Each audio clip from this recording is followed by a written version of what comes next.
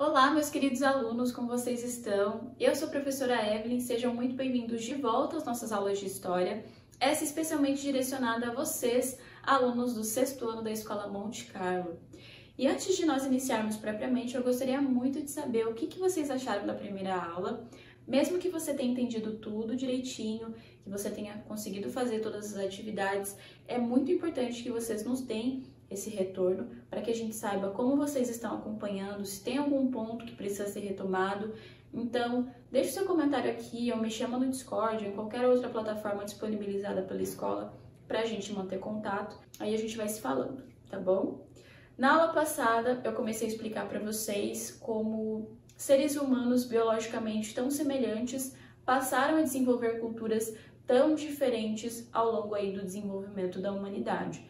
Para isso, eu utilizei dois conceitos muito importantes, que são os conceitos de tempo cronológico e tempo histórico. O tempo cronológico seria basicamente aquele que é agrupado em um calendário, e aí ele é dividido entre dias, semanas, meses, anos e assim por diante. Já o tempo histórico, ele se diferencia do tempo cronológico porque cada sociedade cria os seus próprios hábitos, a sua própria linguagem, a sua própria maneira de organizar a sua história, as suas tradições, os seus marcos prioritários. Então, nesse sentido, de sociedade para sociedade, a gente tem diversas distinções.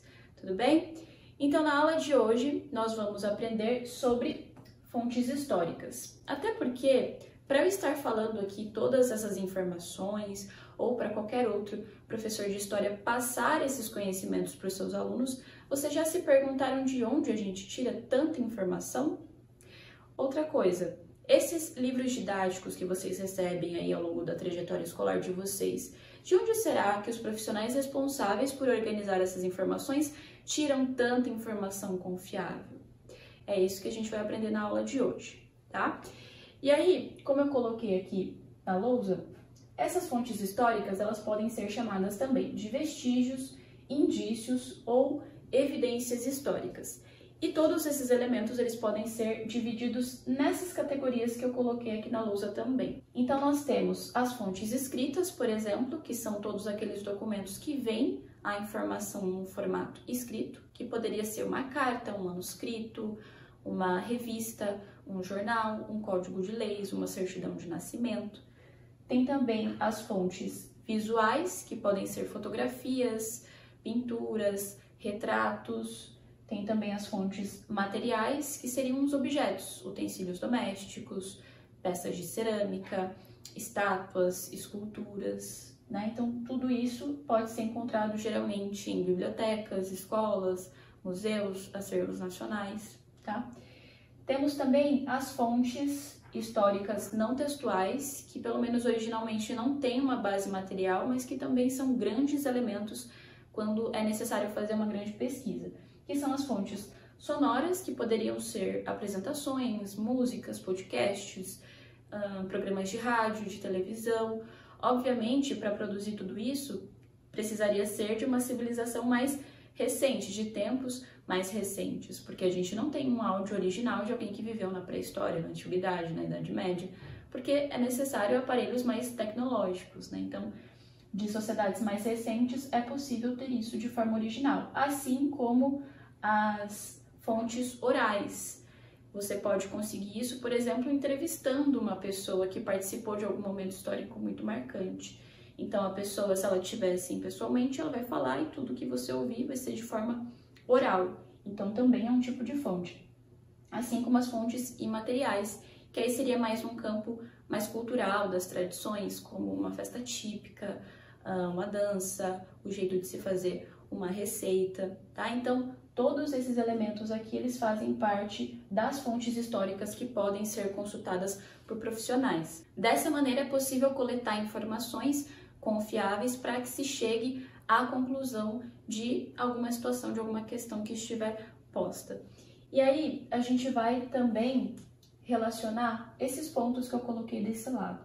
Por exemplo, o diálogo com as fontes. Então, um historiador, ele não vai pegar um elemento único para analisar alguma questão histórica. Vou utilizar um exemplo para vocês perceberem como essas fontes, elas precisam dialogar.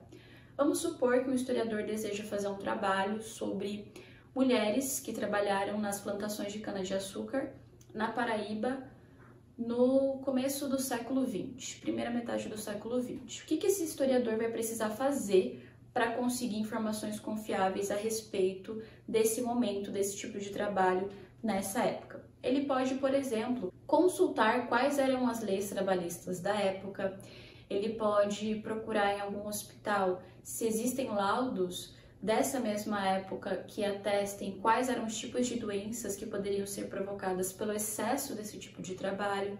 Ele pode procurar no acervo da cidade se existem fotografias, pinturas, retratos que demonstrem como esse trabalho era feito na prática.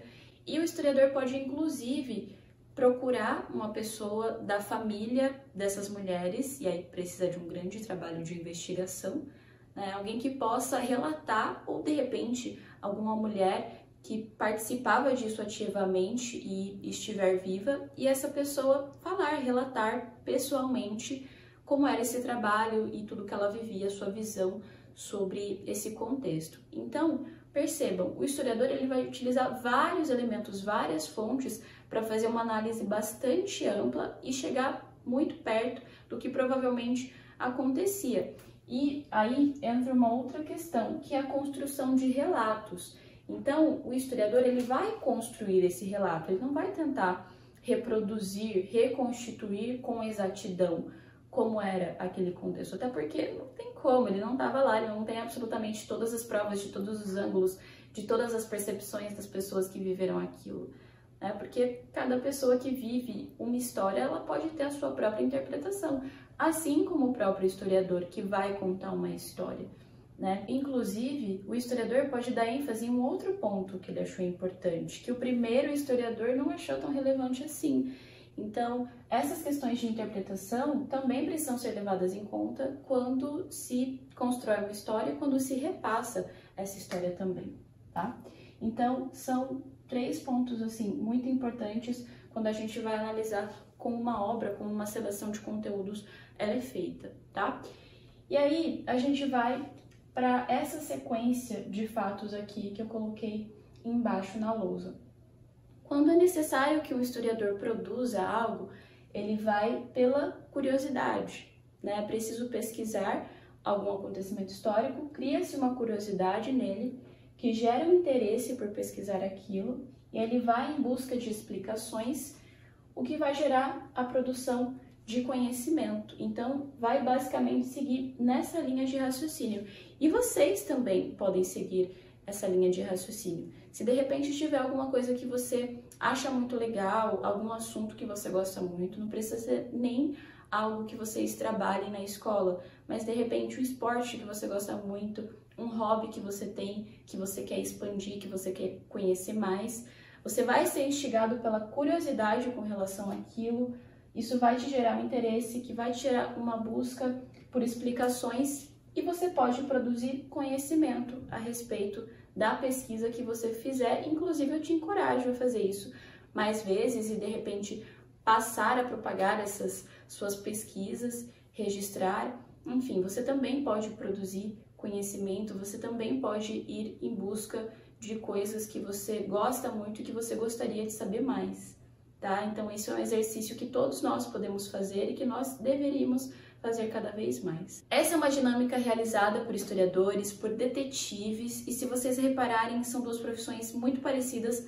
nas suas atuações, tanto um quanto o outro. Precisam levantar fontes, elementos, precisam fazer uma vasta pesquisa, levantar hipóteses, fazer questionamento para até então criar uma conclusão, chegar numa dedução e, de fato, colocarem o que eles encontraram. Só que a diferença é que um detetive ele vai resolver crimes e um historiador ele vai registrar ali a sua pesquisa e vai começar a propagar para aqueles que têm interesse, tá? Então, essa é uma comparação que eu costumo fazer para vocês perceberem que a investigação ela está em várias dinâmicas, né? E você também pode exercer o seu lado historiador, o seu lado detetive para descobrir uma porção de coisas, tá bom?